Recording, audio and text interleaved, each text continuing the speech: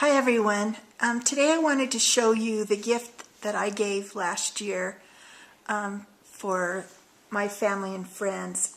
This is a unique gift. It was really fun to do and something that you would not normally get. And what it is it's homemade vanilla and with these little hang tags that I made. And I'm going to explain to you and show you how I made the vanilla and the tags. So first of all, most of you know that vanilla is made with a vanilla bean that looks like this and alcohol. And what you do is you just cut up the beans. What you want to do is you want to give as much surface area to the vanilla bean as possible. So you want to cut them in like 1/2 inch to 3/4 inches. And I think for this bottle we used 3 or 3.5 ounces of the beans. And then you just put them inside the alcohol. This particular alcohol happens to be vodka. I know that people use bourbon also. And you just let them soak. And what you do every day after you put them in the alcohol is you have to just shake it up. And eventually over a 2 or 3 month period it turns dark like this. And the longer you leave it, the better it is. So you can see I've used this a little bit. These are Tahitian vanilla beans. They have Madagascar bourbon beans, which if you buy real vanilla in the store, that's mostly what you get. The guy at the vanilla place told me most of them are made with Madagascar bourbon. So I decided to order the Tahitian vanilla because I wanted something a little bit different and unique. And it does have a unique flavor, and it's really good.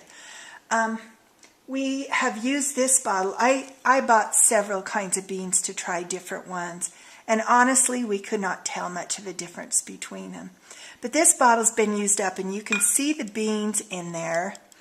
And yesterday I made something, and what I did was I took these little pieces out and I squoze them, and I got the little tiny vanilla beans out like you would get in vanilla bean ice cream where you see all the little speckles. And we put it in this pudding that I make, and it was really good. So I've saved these so that I can squeeze them and put those vanilla beans in. Depending on what I make, it would be good to make ice cream with this. So anyway, that was pretty easy. I ordered my vanilla beans from vanillaproductsusa.com. So the guy there was really nice. I called him and talked to him because I wanted to really learn about the different beans, and he spent about a half an hour on the phone with me. Really nice guy. So if you want to order those, that's where I'd go, is vanillaproductsusa.com. And they had a sampler pack, and then they have the Tahitian and the Madagascar bourbon. So anyway, that was really fun, and it's really good.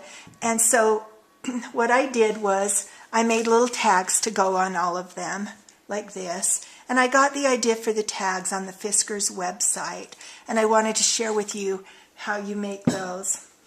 I used, as you can see, I have used the Graphic 45. These were just scraps that I had left over from one of the collections.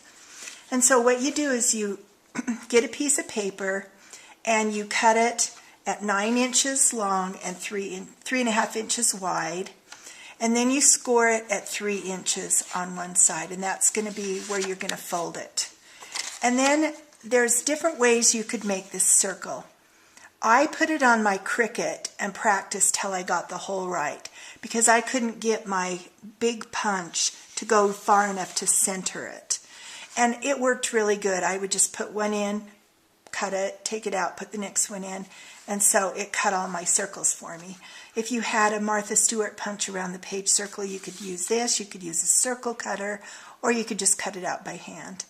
So then what I did after that was I took a Martha Stewart corner punch and I punched in all 4 corners. And then I used one of my, I'm not sure which cartridge I used. You could use anything. Elegant Edges has a lot of one. a lot of nice shapes, lacy labels. You could use as spellbinders, nestabilities. And I just put a strip in back, and then I cut out my shape. This is a tag from the collection that I mounted on some cardstock. And then I used my Martha Stewart branch punch with a little bow, and I distressed it. Then I stamped Merry Christmas on it. And what I did with my stamp was, when I put it on my block, I just kind of formed it into a half circle, and so it would get this. But you wouldn't have to do that. You could just do one that was straight. I just chose to do this. This was a Cricut cut. They have lots of different label punches you could use. And so that was kind of, just made it kind of fun to do. This was from the collection. I just cut it out and put it on the paper. Very easy. And this was another shape that I cut out. I've got a circle behind this one.